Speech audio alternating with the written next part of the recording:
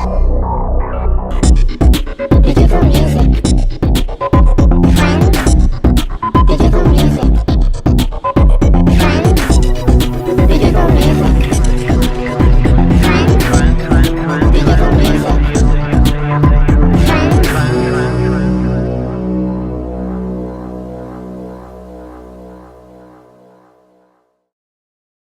This is Digital Music Trends, episode 101, recorded on the 13th of September, 2012. Well, welcome to the show, and thanks for tuning in. If you're a long-time listener, you'll notice that this is an entirely new format. So effectively, this is an episode 1 of sorts. And if you're an audio subscriber, it's worth mentioning that Digital Music Trends will also now be available as a video show, both on iTunes, RSS, and YouTube, which is why those of you enjoying that version will probably already be seeing the co-hosts around me somewhere in the video. So let's start with some introductions. We have Darren Hemmings here, founder of Motive Unknown Consultancy, which works with a variety of clients specializing in digital marketing. Darren was also the head of digital marketing at PS up until last year. So hi, Darren, and thanks for joining us. How's it going today? Oh, yeah, I'm very good, thank you. Perfect. Also on the show, we have Eamonn Forde, and if you're aficionado of both mainstream and industry-focused music publications, you'll have come across quite a few pieces by Eamonn in the past few years. He's definitely one of the best journalists in the business, so it's great to have you on. And what are you working on at the moment? Everything is going all right? What am I working on at the moment? I'm writing a piece for Q Magazine about the weediest, wettest songs that have ever been recorded. So Awesome. You'll see that in the next issue. Great. That was the last thing I filed, where I was able to lay into the likes of Hue and Cry and the Spice Girls for writing terrible mockish songs. Nice. Fantastic. And the fourth co-host of the show today, so last but not least, is Eliot Van Buskirk, editor-in-chief of the Econest. He's the brains behind Evolver.fm, which is a consumer-facing publication talking about music, tech, apps, and everything in between, basically. So Eliot also used to work at CNET and Wired, so it's great having you on, and hope you're well. And also, it's interesting to see a consumer-facing publication like Evolver spurred by a startup like the Econest. It's not a usual thing. So how are you finding it? I think my audio dropped out, but I think you were wondering how it's going with the Econest, which is great. I mean, when I was coming up at CNET, I was their sort of main digital music guy for years. I think I was there for 9 years, which in .com time is an eternity. Yeah. And then at Wired, I sort of branched out and was doing more digital media stuff. And now I'm back to just doing digital music again, just in time for this whole app revolution. So I think the timing's pretty good from my perspective there. That's great. Cool. So, we're going to cover some of the stories that have happened in the past week in the digital music world. That's the aim, anyway, of the show. So let's start with the latest Apple rumors. Which is kind of something we have to cover, even though I'm sure everybody's covering it to death already. But last week there were actually a few things that came up that were concerning directly digital music for once, because Apple hasn't been really doing much in that field for a while since iTunes Match. So the rumor is that Apple is working with labels to create a new radio service, which is kind of Pandora style more than Spotify style. And these talks are just beginning, but apparently this is something that Apple is really keen on doing. I mean, my take is that maybe it's something they need to do because they're losing the consumers of content as they go to different services like Netflix and Spotify for what they need, which makes Apple a little more dispensable as a company. But let's start with Eliot. What do you think about this possible move? It's I think it makes sense. I mean, to me, it's sort of a case of why not? It's fairly standard to set up an internet radio service. At least in the United States, and I think elsewhere, you know exactly what it's going to cost you. The licenses are just sitting there unless you want to negotiate direct licenses. And you're right. I mean, we haven't seen a lot of action from Apple of late. They dominated the download space clearly, and now that more and more people are streaming. I'm hard pressed to think of a reason why they wouldn't want to do something like this. Yeah, exactly. And Darren, what do you think? Do you think Apple is actually gonna get into what is essentially a loss leader for them?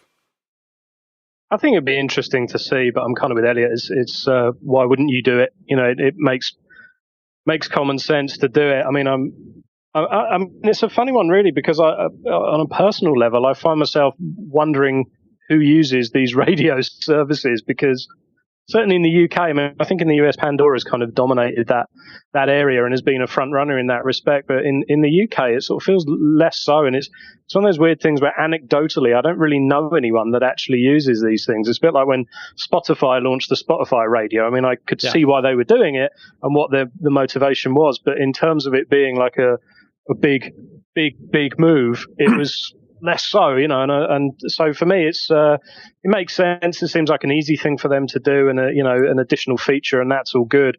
I think, to be honest, probably a bigger question is when Apple are just going to launch an out-and-out kind of Spotify competitor by way of a streaming service. That's the big move. The radio thing's just nice addition, broaden things out a little more, but yeah, I don't think it will make a huge impact. Really, is my own view. I'm happy to be proven wrong, but great. But personally, I kind of shrugged, if I'm totally honest. Yeah, and Eamonn, what do you think? Do you think Pandora should have dropped as it did in terms of stock? And do you think other services should be worried that Apple is prepared to come into a field like this, where they're not really, they don't care about making any money really, because they make money off devices, but they just want to provide the best experience to consumers? Yeah, well, I think the issue here is it's expertise in this area. Apple's got expertise in lots of different areas. It doesn't have it in this area, and Pandora has been at this for over a decade, and it has still kind of been hemorrhaging money. There's been a few periods when it's made some money, but they've kind of put a lot into building this whole market, and they are the front runners certainly in the States. So I don't know why Apple would try and buy into that market. It's like Apple trying to set up a search engine. Other people do it better. I think Apple's ultimate goal is, if those services work on their devices, then Apple wins. If these services work incredibly well on the iPad or on if it ever launches the Apple TV set, it's all about those devices. So I don't know why Apple would throw money at something like that, because the wider demand is going to be on demand listening rather than a kind of radio style listening. You can build in a radio style feature on something like Spotify, but I think Apple coming in with this, it's something they would have done 10 years ago. So it seems really odd that they would see this as a priority product. But absolutely, we'll find out this afternoon if they will. But then their last kind of big music play was Ping, and that was an absolute disaster. So it doesn't kind of bode well for this. Yeah, for sure. I'd like to address something you said there, the on-demand versus radio. I mean, I think a lot of us who, I know you write about music, I've written about music, and a lot of us think about this stuff all day, but to a great many people, they just want to hit one button and go about their business and have the music be like pretty good. I think there's a danger with some of us who are just so deep into it, and I think I subscribe to multiple services just to see what they're doing. And of course, I want to hear exactly what I want to hear all the time. But my wife, for instance, listens to streaming radio mostly. I mean, there are a few albums. There's like basically one or two albums that she'll want to stream every once in a while. Otherwise, it's like, the Smiths Pandora station is good enough for her. And it's way better than anything that FM radio used to offer already. So anyway, I mean, I agree with you. Like, I definitely want a service where I can hear anything I want. And I know that hardcore music fans are like that. But for people who are just sort of, working in an office or doing housework or cooking something, they have other stuff to do. They want to just hit one button and go. So I think there is a place for streaming radio.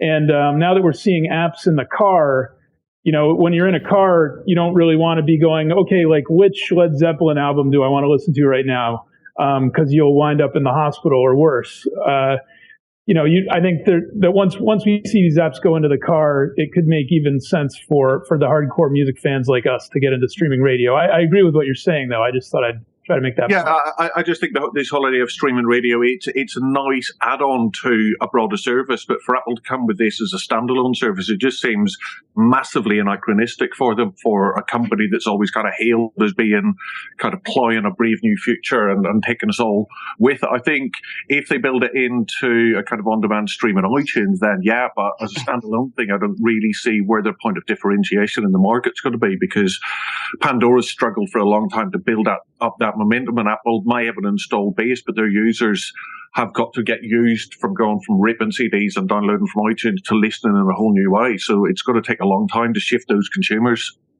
Yeah. Yeah, good points. Absolutely. So let's move on to the next story. I wanted to cover this just because I think it's an interesting thing that it fed into the mainstream media quite so well, and it was the whole Bruce Willis, suing Apple shenanigan, which. For those of you who haven't heard about it, in terms of listeners, basically the story was that Bruce Willis was so upset that his lawyers told him that he couldn't really legally leave his iTunes music to his daughters, that he was contemplating suing Apple about it. It turned out a couple of days later that the story wasn't actually real, as Bruce Willis's wife actually tweeted that it was all bogus. But it made the rounds. It's actually incredible that it was reported by all the major media outlets without a fact checking, which was quite strange. But it kind of raised the broader question as to what we do with our digital music once we die, what happens to it, and not just digital music, but digital assets in general, including books and videos and all that. So, Eamonn, had you thought much about sort of leaving your digital collection to somebody? Or... Well, I don't know if you can see behind me, I've got walls of CDs. So I kind of like the assurance of a lot of that. But I wouldn't... There's something massively presumptuous to say that your offspring should want your record collection, because the last thing I would want is my mum and dad's music collection, because you, as a kid, you define yourself against what your parents like. So I think that's not really the issue. But obviously the issue is, well, you paid for this stuff, but it's only restricted to you. But of course there's ways and means around that. All you have to do is burn it onto CD-R or put it onto a DVD or an external hard drive, and that's fine. But I guess it is this whole issue of, if everything's kind of moving to the cloud and everything's kind of being stored remotely or stored digitally, what does that mean in terms of kind of personal archiving? And that's going to be important for as kind of family heirlooms or mementos of kind of people past. But I think it kind of raised an issue, and it made a big issue of something that isn't really that big an issue, because if everything's ultimately going to go to on demand, be that Spotify or YouTube or Hulu or Vimeo or whatever, the whole idea of everything, it's going to be on there anyway. So all he has to leave is just a list of his favorite tracks. So they just have to look at his playlists or his favorites, things like that. And so it'll probably all be the return of Bruno, played over and over again. Yeah, and I mean, Mark I haven't Mulligan... thought about that track in so long. Classic. Yeah. No, Mark Mulligan pointed out in his blog as well that that's always been the case. With CDs, with LPs, there was always a disclaimer saying that really the license was non-transferable. That you didn't actually own the music. A lot of the articles headlined, "Oh, you don't actually own the music from iTunes," but that's been true of every single media that we bought. Really, it's just the convenience of the physical format that allows you to actually give something to somebody or sell it. Yeah, but maybe it's just one final point. It's probably just an issue of what you do with your passwords, and that's probably the wider issue about what's your password to get into your laptop and your Hotmail account and stuff like that. So that probably will become a feature in wills, where one person is entrusted with all of that stuff, whether or not they want to remove any questionable content from your browser history or from your hard drive. Mm-hmm. Somebody kind of swoops in like some kind of CIA agent and kind of wipes all the bad stuff off your computer. But you can bequeath your iTunes password to somebody if you want, and you can have that disconnected from your credit card at the end. So you can pass that stuff on. So I suppose there are wider issues there about passwords, because it's all going to hinge on passwords rather than content. I know. Yeah, there's another interesting thing too, which is, if you pay for iCloud or you pay for Spotify or you pay for something that has a monthly payment, how long do your heirs continue to pay? Maybe the first year they're like, oh, it's so great to listen to dad's music. And then 10 years later, it's like, maybe not. But the other funny thing that just occurred to me, I don't know if you guys remember this news story, but there was this digital tombstone company that I read about, where they'll put up an actual, a screen on your tombstone, and you can select, music and movies and pictures that you want to be on there. So when people visit, they kind of tap at the thing and, oh yeah, he really did love that that Benny Hill, you know. Can it be a feed into the coffin, into the casket, so you can slowly decompose? Well, that's a little bit morbid, but somebody can take a picture and then it can be the cover of, I don't know, the next Iron Maiden album or something. Sure, yeah, I'm sure it'll happen. But you know, it brings up this whole idea of what happens to your iTunes. I mean, it does bring up an issue of this overall feeling where, you know, when the laws about all this stuff were getting set up, it was very much about, you know, how do we deal with criminals and infringers. And I think now that there's so many legal services, a lot of us aren't infringers anymore, and we're still getting treated like we are. So it'll be interesting to see if any of that changes. I guess there are always greater priorities in any government than what do we do about digital music licensing. So I think some of this stuff just kind of sits there, and the laws always don't always match reality. Yeah. I think for me, I guess because I'm the guy doing marketing, the biggest thing for me was looking at it thinking it's a triumph somewhere that someone managed to get this story thrust into the public eye by using Bruce Willis's name.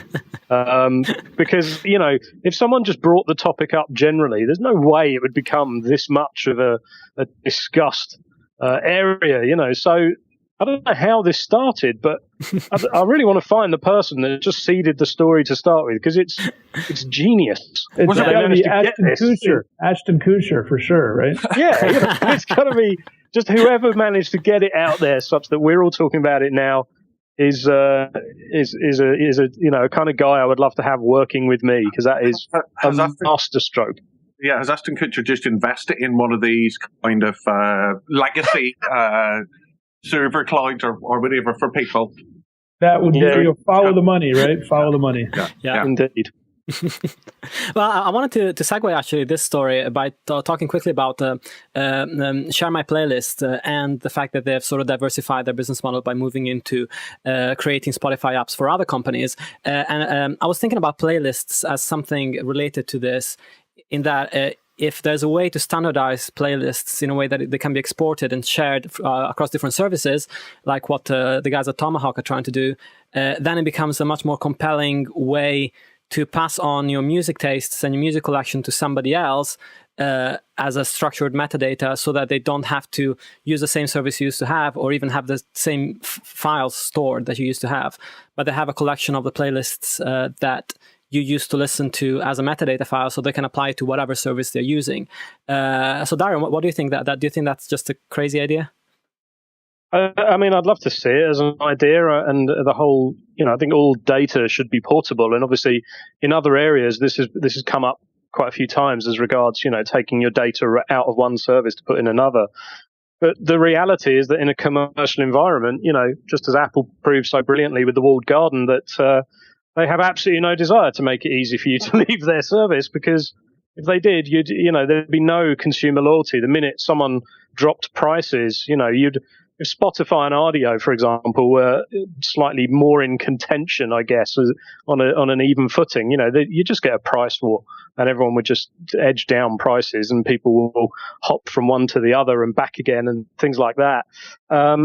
Personally, I'd love to see it, and I've seen that, you know, the VP of engineering for Audio has said that he would also like to see it, and that they would like a much more kind of open platform. But you know that Spotify, until they're absolutely got the gun to their head, and not going to play ball with that. I just don't. There was a service, WIMP, kind of Scandinavian competitor to Spotify, based in Norway, I think. Find it in Norway, in Oslo. So. They were offering that a couple of years ago when Spotify launched, when they came after Spotify. So it was a way to kind of poach consumers. So they said that you can send them their playlists, and then they'll port them across into the WIMP service. So I don't know the exact details of how that works, but it's all metadata. So if you can kind of pull down the metadata out of the service, which it's a bit of software, so you can do that legally and straightforwardly, or somebody can write a little hack that basically just throws all your metadata into some kind of spreadsheet or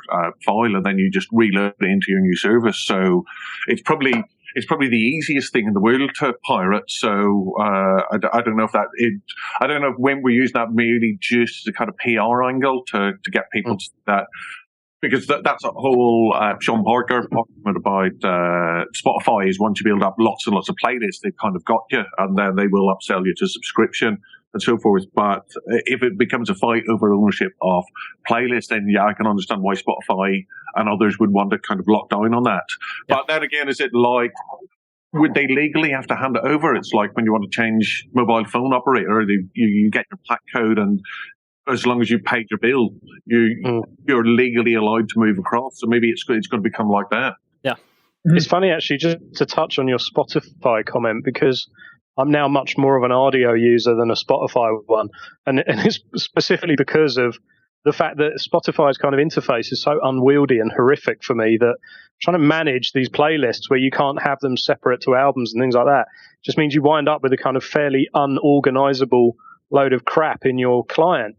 And the big pull for audio for me was that it behaves more like iTunes, and you can have your albums over here and your playlists over here, so that you very much keep separated, and it organizes them in a much more orderly manner for you. So it's kind of interesting you say that, because for me, the overwhelming disorganization of my Spotify setup generally was a big motivation in kind of declaring bankruptcy for the most part and moving over to audio, where it felt like everything was ordered for me.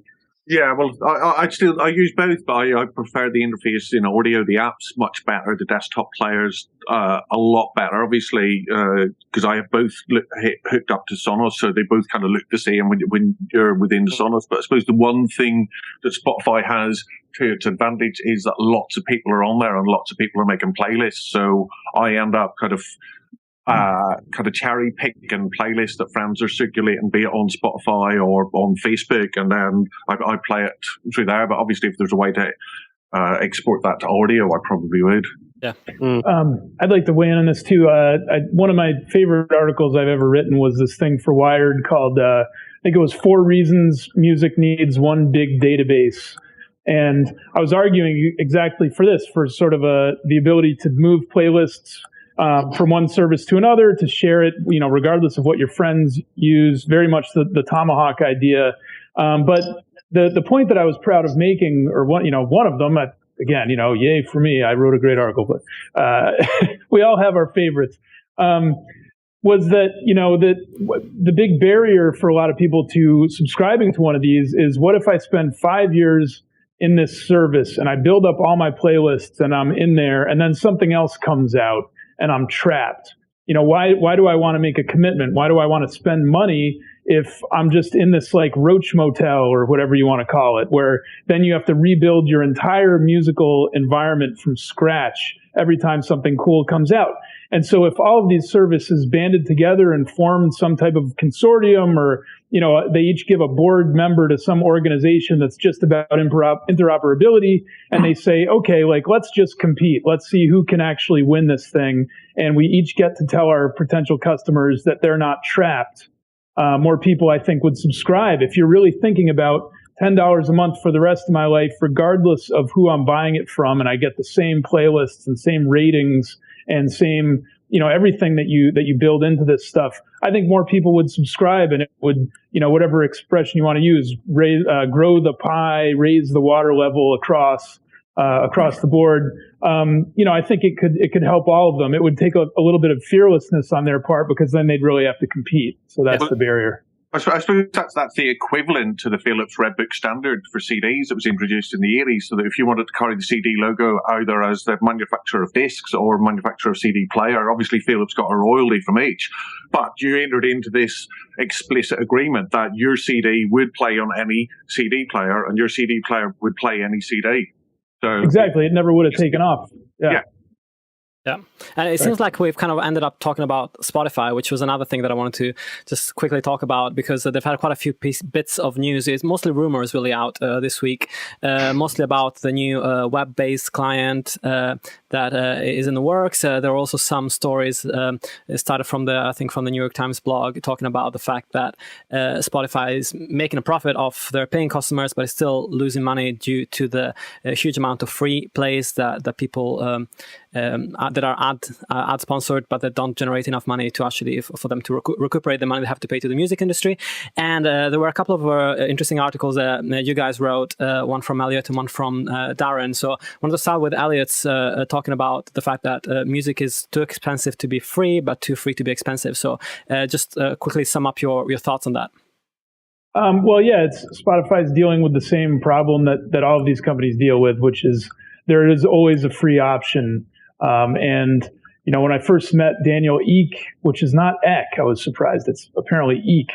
Oh, right. Really? Yeah, that's what I heard. Maybe somebody was playing with me. I don't know. But I thought that came from TechCrunch, I think, or one of those other kind of weblogs kind of taking the piss out of them because they always go Daniel Ek, Ek, and they would always it's TechCrunch or one of those ones who were always having a pop at Spotify because I think they got off on the wrong foot or there was some kind of early bad blood. So so they always hammered that point. So I think it is Ek. Well, somebody somewhere is laughing at me, but there it is. I've said it before. I'll probably fall for it again. Good debate. But what impressed me about him was that he acknowledged that he's competing with free, and actually used to be the CEO of uTorrent, which was, basically the most popular BitTorrent client in the world. And he goes from that to being the head of the top music subscription in the world. And I think it's because of that experience of realizing how big the free music community is out there. The danger is, what I meant by music is too expensive to be free and too free to be expensive. The second part is that you have to compete with free from that expression. And the first part is that you have to pay royalties. So that's why Spotify is kind of up against it, is they are trying to do both, which I think is the only way to pull this off, is to offer both free and paid services. It's just where do you draw the line and how big can you make it and how many ads can you annoy people with so that they want to upgrade without just switching to something else. But he's got the basic formula right, and he did from the very start. The danger is that if you're a rights holder and you're getting paid, you don't care whether that person stays in business because there's going to be another guy right behind him with another big idea, and then he's going to give you big advances. Or they got iMeme sort of was bled dry, tried to do the same thing sort of that Spotify's doing, and so the danger is that the traditional arm of the music industry, might be more than happy to just see startup after startup injecting all of its venture capital money into the labels and then going bankrupt. Maybe they don't care, but there will come a point where something has to work, right? Whether it's Spotify or something else, because eventually investors will just say, "Well, forget it," Yeah, and I don't think any of the investors or investing in those types of services, because certainly if you speak to people like Saul Klein at Index Ventures or Guy, his name's completely escaped me, from Union Square, Fred Wilson, neither of them will touch any kind of Spotify style service. Anything that involves a license, they won't go there. Yeah. So if that tells you where the VC world is at the minute, they're happy to invest in things like SoundCloud or Songkick, but they wouldn't touch the next audio or the next Deezer. Yeah. Yeah. Understandable. Understandably, yeah.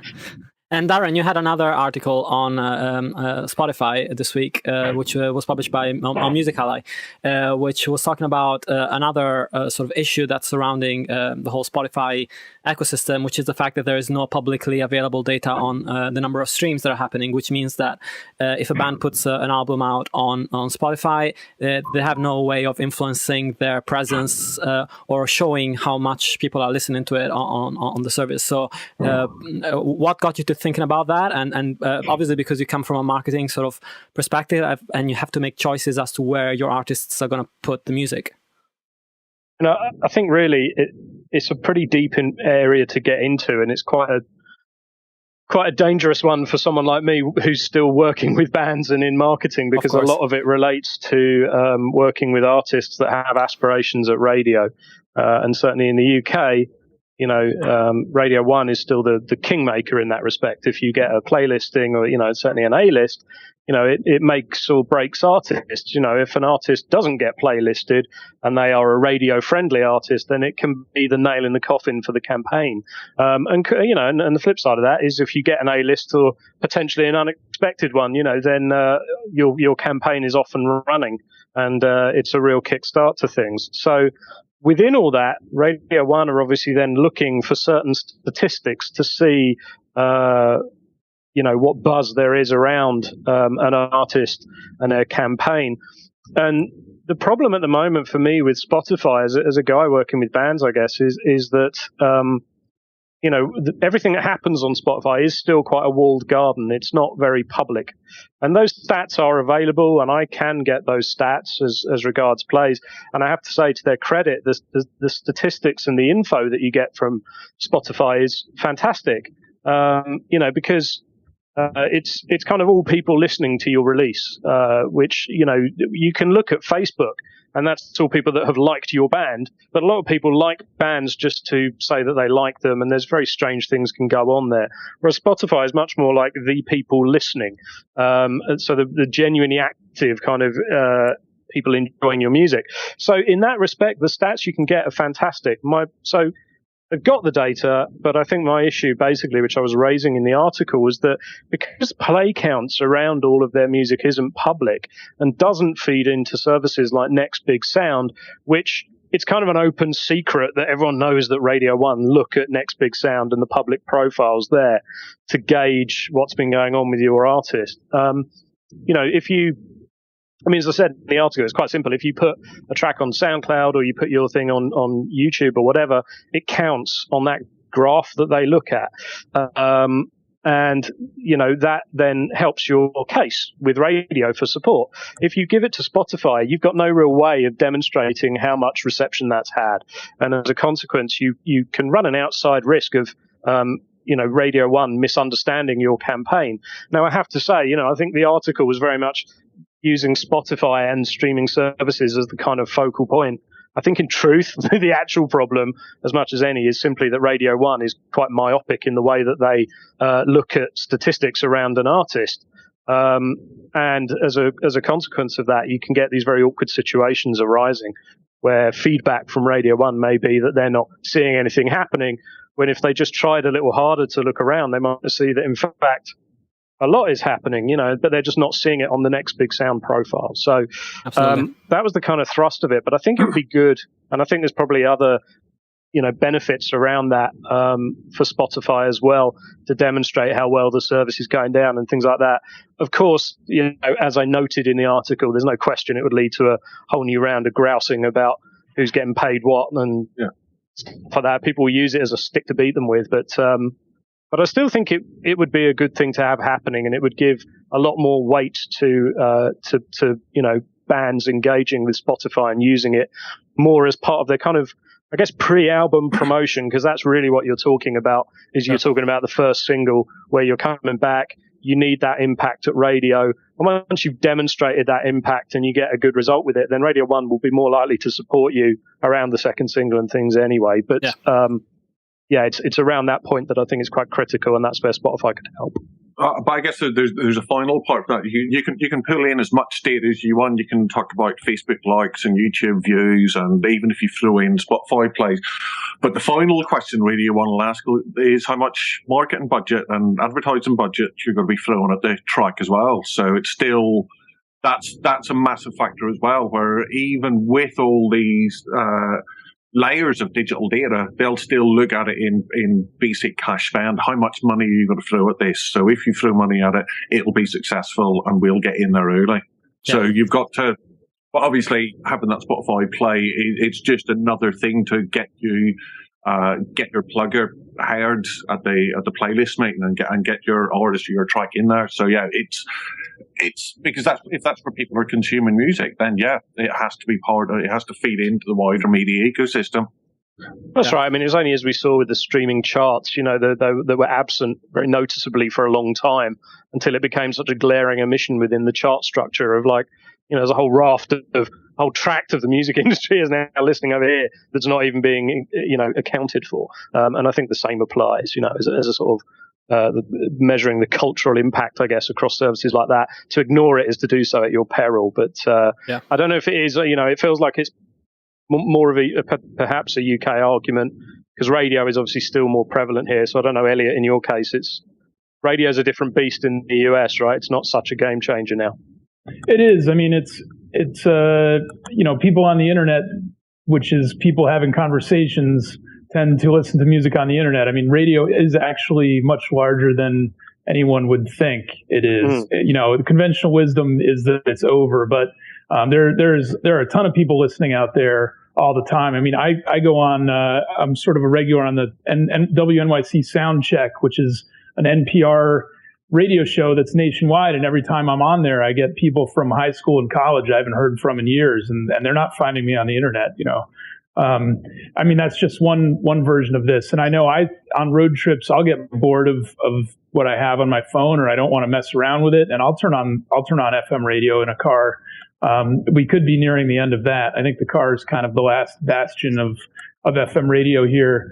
But I wanted to bring up another thing about it. It's interesting to think about a couple of the topics together that we were just talking about, which is marketers trying to plug bands and spend some dollars to get some impact, and Spotify's sort of lack of transparency with play counts. Because if Spotify wants to be a place where people plug music and pay to promote it in front of fans, which they do. I mean, they've got a massive ad inventory. They're throwing out ads. I don't know if you've listened to the free version lately. I do it from time to time, and there are a ton of ads for a ton of songs in there. And if you're a marketer, you want to see a measurable return on that. You want to see some number take a wild leap forward for your dollars. And so maybe Spotify could attract more ad dollars if it did add that kind of transparency in play counts. Yeah, absolutely. Okay, so I'll just do a quick segue into the only segment of the show for today, which is going to be Ashley's Corner. Ashley's going to talk about mobile music making apps on iPad, iPhones, and Android and all that. And here goes.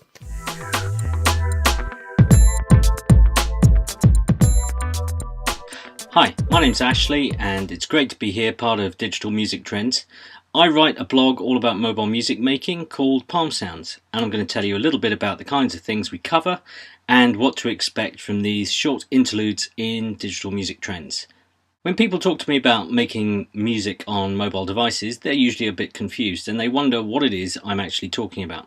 That's not unusual. I try and explain it through a little bit of history, so here's a quick go at that.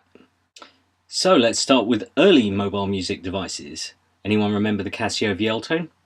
Good fun. The trusty Game Boy.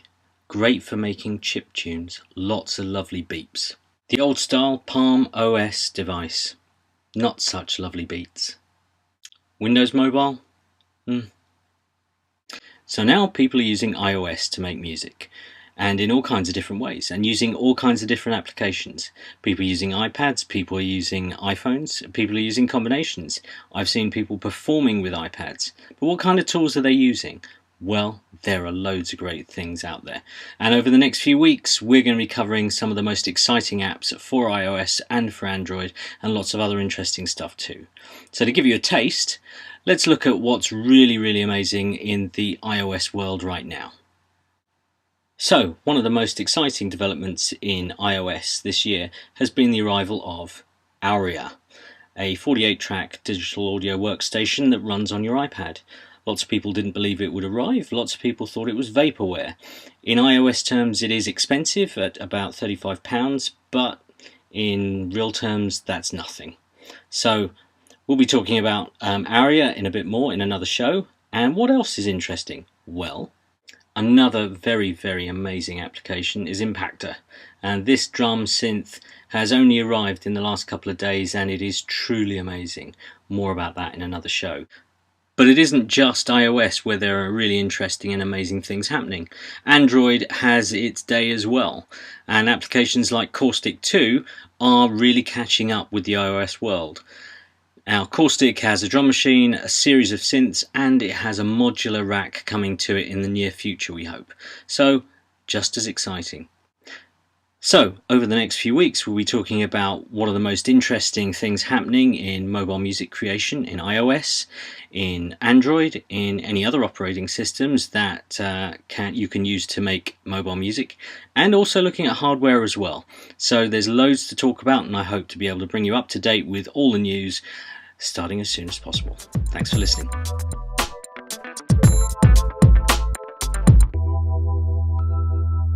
All right. So I was thinking of wrapping up by talking about a couple of campaigns that have happened or prospective campaigns that have happened in the last week in terms of news. So the first one was Gaga announcing a massive focus on an app to accompany her in the next album release that's going to be probably in Q1 2013.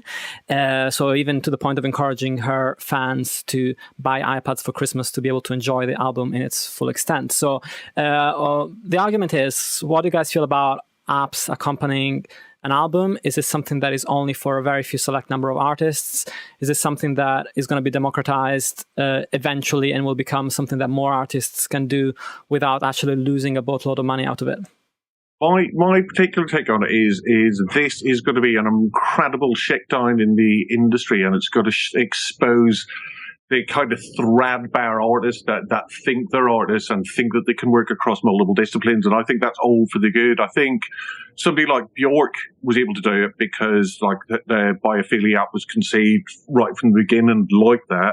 And I think Lady Gaga is one of the few mainstream acts that can actually get away with doing this, because so much of her music and her presentation, it's heavily visually blad. There's lots of like reference points to artists and video directors and things like that. So I think she can convincingly do that, and I think this will be the idea of the app album going into the mainstream, because she's arguably the biggest artist on the planet, and she can actually push that through.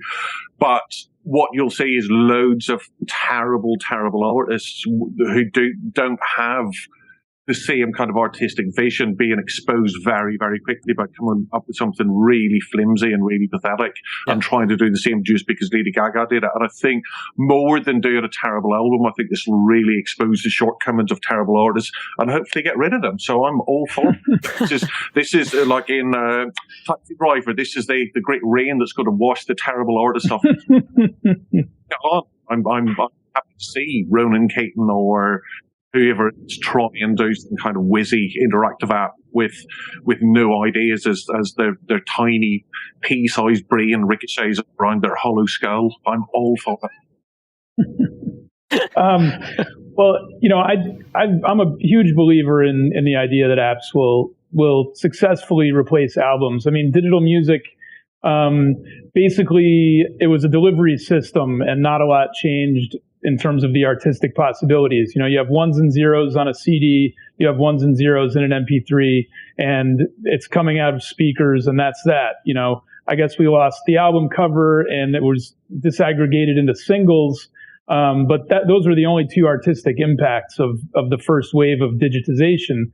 And the second one, the possibilities are wide open. Everything that we listen to now, everything that we used to listen with has a screen.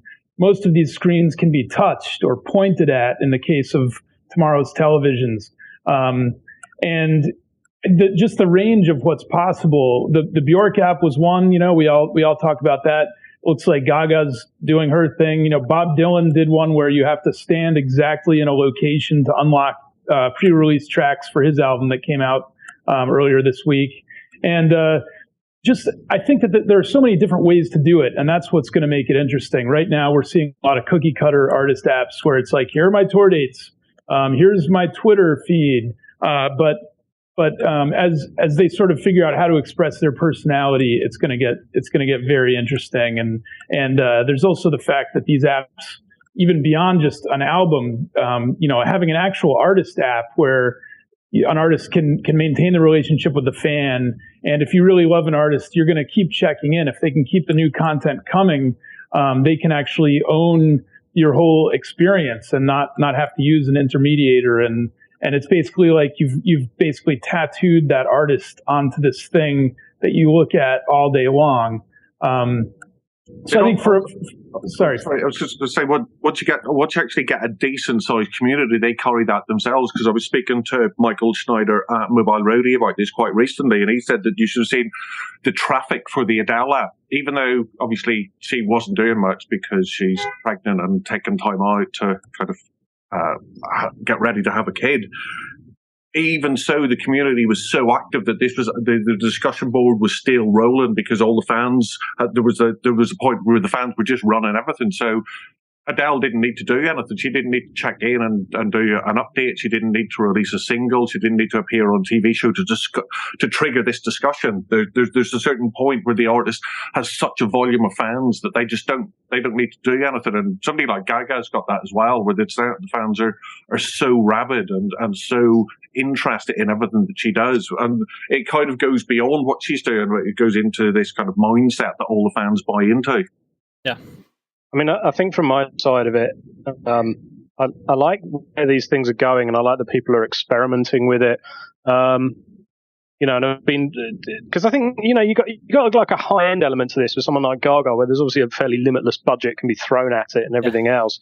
And I think that's great, and I totally agree with Eamonn that you're going to see a lot of crap coming in its wake, just as you do with everything. I mean, the artist app, as Eliot pointed out, is just reached a point where certainly when. Working at PIAS, it's the number of times where there was like an assumption that we had to do an artist app, and people just forgot to ask the one simple question: why? What are you trying to get out of it? Like iTunes LPs. I think there's sort of two sides to that in the sense that I worry that just as with things like D2C and things like that, there's a sort of an assumption that there's unlimited amount of attention from fans to spread among this, and that's not really the case. You're talking about a fairly hardcore few, I think, would buy into it. And I think, notionally, as a grand total of Gaga's fan base and reach, the number of people you'll see using the app will actually be fairly small as a comparison. And I think part of this goes on to my second point, which is that generally I think there's people just want the music. The Gaga is a musical artist, and then she makes music. And music is something you can enjoy while you're driving and while you're commuting. And I was involved with the Radio Soul Wax app when I worked at PIAS, and it was a great app in that it was like 24 hours of video mixes and everything. But as much as I loved it as a concept, the plain fact of it was that every time I was playing it was kind of on my commute home. And I wasn't looking at it because I don't do it. You've got on stops on a train and all these things. You can't sit down. It's not like you're at home and you put it on the TV and you watch it. And even then, if you were watching it, it kind of didn't hold your attention quite enough to make you sit and engage with it in that way. So whilst I think these things have a screen and everything else, I think it's more the experiential part around it and the community that will start to gel these things together. And as Eamonn pointed out with the Adele app, it's kind of, I think if you get enough of any number of fans in one place, they become kind of self-standing. You amass 100,000 users, then they're going to just start to generate their own stuff, and you can almost set back and just let them get on with it. It just becomes like a discussion board, and sometimes they talk about the artist, but it's kind of people making friends online, so they're going to be talking about what they were doing that day or what's on TV that night. So the discussion sometimes will be about the artist, and a lot of times won't be, but the artist has facilitated that conversation just by finding these like-minded people and bringing them together. That's exactly it. I mean, I think people, it's only for the hardcore fans of an artist. I think most people are going to install between 1 and 5 artist apps. You're not gonna install that 6th one. It has to be the artists that really form the core of your identity. And, for me, that band for years was The Fall. Although I'm American, I love The Fall. Like, I just can't get enough. And it was my first experience online, pretty much, that I loved was this group called FallNet. And it was just an email thing, very much like what's happening with the Adele app today. And the only reason I cared is because it was like my number 1 band. If it's my number 6 band, I'm not doing it. And that's how you create that like-minded community. It has to be people who this is their thing, and that's why they're similar, and that's why the community works. But even with The Fall, I mean, I would pay for just says something into his phone and we all get it. Like I'd pay $1 a month for that, but it has to be that top band. Yeah. I have to say though, I mean, there's a different angle to this, which was, I mean, I think you've seen, haven't you, Eamon, the Gwilym Gold app album. Yeah. And that's like a much. It's an interesting thing. It's an area that I've sort of discussed with a few other people, and there's a few companies exploring this area of creating a musical listening experience that isn't the same when you play it. Elements within it change each time you play it, so that it becomes effectively relatively unique each time you hit play.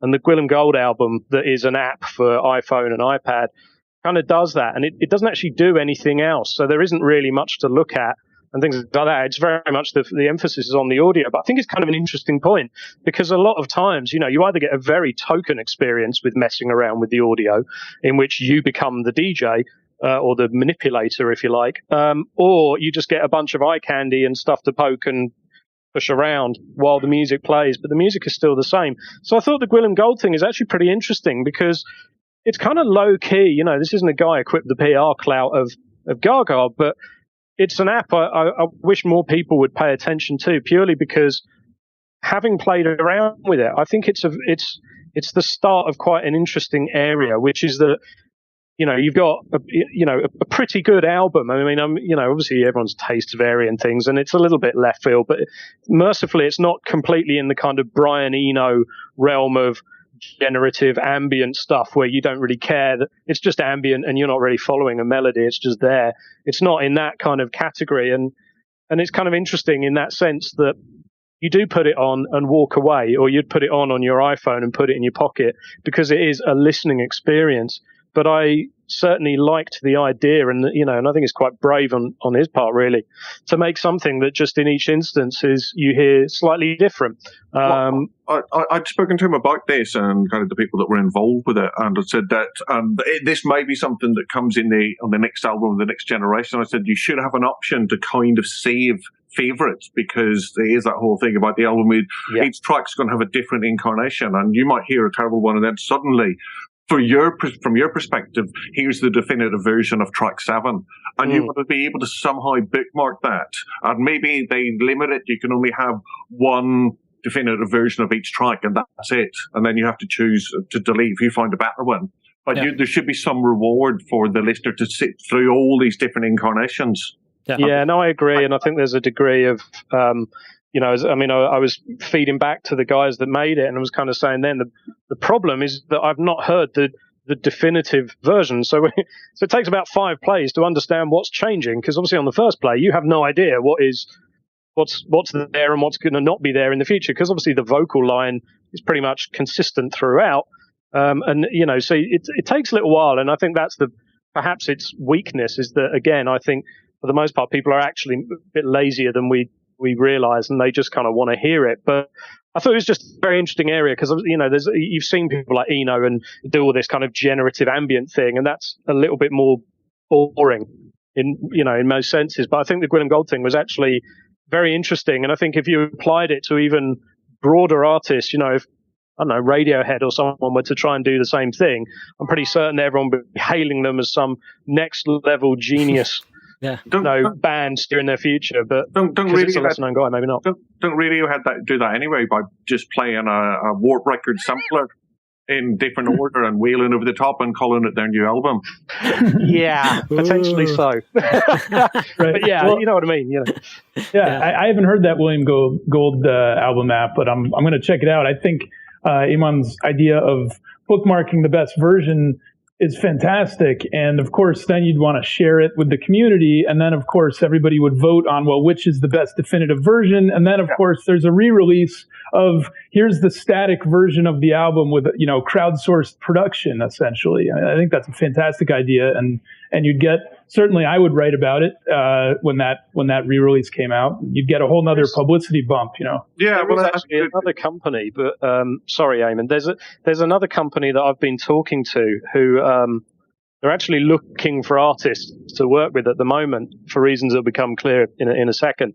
But their idea was actually an extension to this, which was that you would land on a website or a mobile app or a mobile page, and you're given a song, and the song has a huge number of variables. So you're effectively looking at a sequencer, and you can say, I want this bass line or that thing. But different, but not sufficiently so that you're still building the song, but it might have like 2 kicks on the third bar or 3 or 1 or whatever. So you can do all this, and then you could purchase your unique version and you could share it to stream only to social media. But the thing I liked about it, as a sort of twist on it, was that there were only so many variables, and it's up to the artist to set the variables. So it could be, there's 3 bass lines, and therefore there's 4 versions of the song or whatever, because you've got the original version and then the 3 other bass lines, and so that's 4 versions. And then those 4 versions are made available, and each person can only hold one of them, so only 4 copies could be sold. And so when you branch this out and you have innumerable variations, you could sell thousands of versions of the song, but none of the versions are the same because they're all different takes on it. This is basically Cabbage Patch Kids for music, then. Yeah, to an extent. But I think it's a really interesting idea because it would allow people to, create versions that they like most. They can share them socially as their favorite, as you sort of say, Eliot, and hold this stuff up. And I think, in terms of marketing the release by way of virally sharing it, I thought it was pretty interesting. And I like the way that you can constrain the variables so that people can change it, but can't change it beyond all recognition. And I think it's a bit like this angle. It's a bit like the MXP4 thing then as well. It's like a grander version of that. Yeah, it is. Yeah, it's just like a fully kind of built out version, taking it to the logical conclusion. But again, much as with the Gwilym Gold album, I just quite like the idea that you're getting in at an earlier point to try and create things. Now, the reason that company's struggled to connect with artists so far is because obviously it needs the artist to be bought in right from the point at which they're composing the music, because they need to create 3 or 4 different bass lines or variants on the bass line. And of course, if you're talking to labels, which is what they started doing originally, the downfall was that a label doesn't care about that because they've already got the album as a finished product and they just want to put it out and get it sold. I think it'd be interesting. It kind of works more immediately with artists operating in certain genres. So kind of any kind of electronic artist, they can do that a lot easier. But if you're going to take a pop artist or a rock band, it's going to be a lot harder to do that. Yeah, and to convince them that that's something that they want to do as well. You have to get the artists excited about it. At the moment, I've been chatting with them, and there is somebody I was talking to that could potentially be interested, which is a not inconsiderable production house in the UK for pop stuff. So, it could potentially be interesting to see what would come of it. But I just think that whole area of kind of, giving a different experience each time you play this music, and that could be really interesting. And it feels like one that's been slightly forgotten about by some people in favor of, doing a Bjork to some extent and making a very kind of enriched environment. But maybe it doesn't need that, which is why I quite like the Gwilym Gold one in that respect of it. It's about the audio. Yes, it's an app. They recognise it's an app you listen to, not. Well, they can, because it's called Bronze is the format that he's kind of built it on, and they're looking to license that out as well. He's obviously used it he did a single with it last year, I think, or an EP to kind of test the ground, and then he's just done the album, which I think has just come out. I got a test version of it about 7 weeks ago. But they're looking to take that technology elsewhere. And they say potentially it's something that you could. The example they gave me was like, if you get all the stems for something like Pet Sounds and feed it through that, then you can kind of do your own remix of Pet Sounds, which could be really interesting. Yeah. Absolutely. All right. Well, I think it's kind of time to wrap because we've probably already run over quite a bit from the 40-minute target time. But it's been great. And I wanted to end by asking you if you have anything you want to plug in terms of like your websites or what you're working on. And also, I was thinking, since we've talked about music technology the whole episode, if you have any release or anything that you want to say, this is great, it came out this week or last week, and I'm listening to it all the time, then feel free. Well, I always plug my brother's band, which is called Javelin. Right. When I'm not talking about the fall, I'm talking about Javelin. And they're recording an album right now. I've heard some of the early tracks, and I don't think it comes out for a while, but it is legitimately going to be quite impressive. And I say that not just as the band's brother, but anyway, Javelin, check it out. All right. Eamonn? I don't really have anything to plug. I'm quite kind of simple in that regard. I don't make anything. I just pump out words.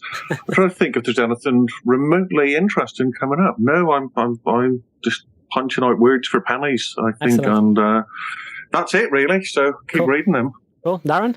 I suppose from my side, I'm working with Domino Records at the moment, and working on the Villagers campaign. And Villagers just put up the video for their new single called "The Waves," Great. which is insane. The video is just crazy. It's a bit like those strobing things that get you incredibly stoned without you realizing it. So I thoroughly forward to it. recommend people go and watch the Villagers video for "The Waves" over on Vivo, because it's pretty awesome. And then beyond that, at the moment, my time's being largely swallowed by working with Alt J, who are doing big things at the moment and have got their album coming out stateside on Canvasback, which is a subsidiary of Atlantic, I believe. But yeah, we're big things going on there, and seem to be favourites to win the Mercury Prize and things like that at the moment. So there's a lot going on there. Exciting. But they're a brilliant band, and I think in the UK, if you haven't heard of them, you've probably been under a rock. But in the US, certainly, they're still staking out their area. And if you can, check them out, because they're pretty special. Talking of Domino, that's actually reminded me of the one thing I do want to plug. I have to go and grab a CD because it's got the song title of the year on it. It's on the new Clinic album, which I have to go and read out. Hold on one second. All right. All right, this we've got to see. On my side, I think I just say... I don't think the album's sorry. out until November, so I just got the promo. Awesome. So they used to have an incredible song title called IPC Sub-Editors Are Dictating Our Youth. IPC was the publisher of the NME, which was an amazing song title, but they've topped it with track 3 on the new album. It's called Seamless Boogie Woogie, BBC 2, 10 p.m. repeat. Nice. There you go. That's the sort of thing you'd hear John Peel reading out. Yeah, I don't know if you can read that, but that is the game has been raised. That is song title of the year. Absolutely. I heartily seconded. Yeah, thirded. If you like Clinic, it's a great album, and I love Clinic, so that's my plug. Awesome. And on That's my fantastic. side... On my side, I think I would end by, since you mentioned John Peel, encouraging everybody to go and check out the John Peel recordings on SoundCloud. Now, all the shows have been uploaded into a sort of SoundCloud set, so it's like over 300 shows, I think, which is incredible. It's an incredible archive of his output. So I really think if you're a radio fan and a music fan, you should go and check those out. What I think somebody needs to build a hack on top of Spotify that lets you play those radio broadcasts at the wrong speed as well. That'd be as good. a little tribute to John Peel.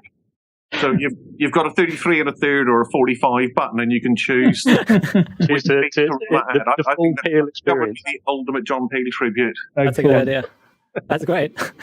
Well, thanks very much for joining me. It was a pleasure to have you, and for taking the time to do it. And till next week, digitalmusictrends.com is a site, and you can follow me at digimusictrends. And I'm going to get your guys, your Twitter accounts on the end credits, so everybody can follow you. Cool. Great. Thanks. Thank you. Bye. Great to talk to you guys. Awesome.